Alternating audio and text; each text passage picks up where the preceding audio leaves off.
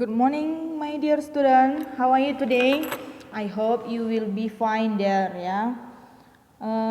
Today we will learn about our new topic.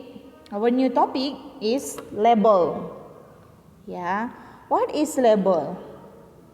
Label is a piece of paper or plastic that is attached to an object in order to give information about a product. Jadi, label itu adalah sepotong kertas atau sepotong plastik yang melekat pada sebuah benda yang fungsinya bertujuan untuk memberikan informasi tentang sebuah produk. Jadi, itulah definisi dari label, ya. Kemudian, where we can find a label? Di mana kita bisa temukan label?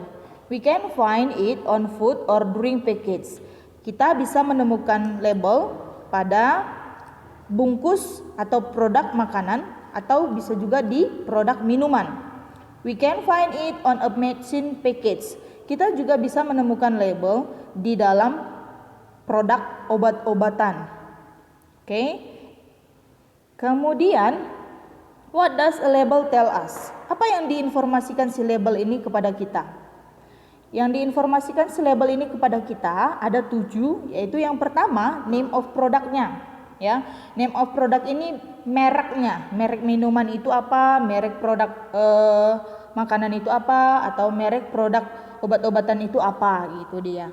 Kemudian yang kedua description. Description ini adalah deskripsi dari produk tersebut. Contohnya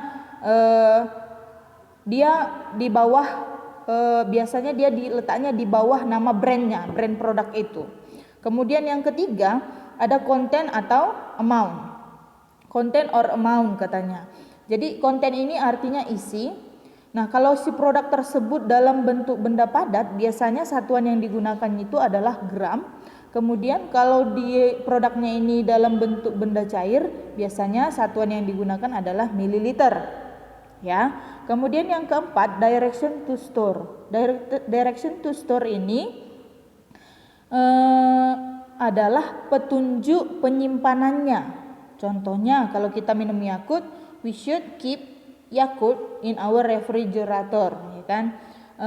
Kita biasanya menyimpan Yakult ini di dalam kulkas kita, contohnya. Kemudian yang kelima ada direction to use atau dosage-nya, ya. Dosage-nya ini biasanya digunakan di dalam produk obat-obatan. Contohnya, petunjuk penggunaannya digunakan 3 kali 1 hari dalam dosis yang misalnya 1 sendok makan atau 1 sendok teh, gitu dia. Kemudian use-nya, kegunaannya. Use-nya misalnya kegunaannya adalah untuk mengobati batuk misalnya atau mengobati demam, gitu dia.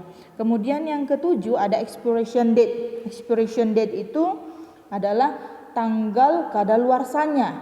Produk itu baik digunakan sebelum tanggal kadaluarsa yang tertera pada produk tersebut. Oke, ini dia yang diinformasikan si label kepada kita. Ada 7 yang diinformasikannya kepada kita, ya. Oke. Next, why do we need read a label before we buy a product? Kenapa kita harus baca label sebelum kita beli sebuah produk? Kenapa? Yang pertama katanya untuk mendapatkan informasi tentang produk tersebut. To get information about the product. Produk apa yang kita inginkan, ya kan? Kemudian yang kedua, to choose which product is safe for us. Katanya untuk memilih produk mana yang aman untuk kita gunakan, yang untuk kita pakai, kan? Yang ketiga, to avoid negative effect of the product. Untuk menghindari efek negatif dari produk tersebut. Jadi kita harus baca labelnya, baik enggak, cocok enggak, sesuai enggak dengan kita produk-produknya ini, gitu. Kemudian di sini ada beberapa contoh simbol yang ada pada label obat-obatan. Bisa kita lihat, ya. Ada jamu, ada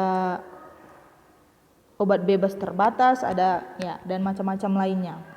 Kemudian di sini kita lihat ada sebuah produk, label dari sebuah produk, ya. Di sini mereknya, brandnya atau mereknya, merek produk ini adalah Indomie. Oke. Kemudian yang di bawah Indomie description-nya, dideskripsikan produk Indomie itu adalah mie instan, ya.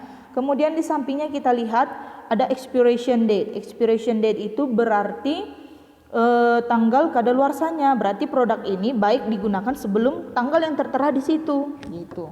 Kemudian yang di paling bawah yang warna kuning yang sudah dilingkari, mari kita lihat, itu namanya konten. Konten itu artinya isi. Karena produk ini adalah benda padat, maka dia pakai satuan gram. Berarti konten isi dari si produk ini ada berapa gram? Itu ada 85 gram. Oke, ini adalah contoh dari label ya. Kemudian di balik produk ini ada direction to use. Direction to use tadi artinya petunjuk penggunaannya. Jadi produk ini cara menyajikannya adalah misalnya kita lihat di situ direbus di air panas, kemudian ditiriskan, kemudian diberi bumbu, kemudian disajikan dalam sebuah piring. Itu direction to use-nya ya. Oke, kemudian yang terakhir ada ingredients ya, yang di paling belakang ada ingredients. Ingredients ini adalah bahan-bahan. Produk ini terbuat dari bahan-bahan tertera di situ ya. Oke. Nah, itulah tentang label. Mem harap kalian bisa mengerti dari penjelasan singkat Mem ini.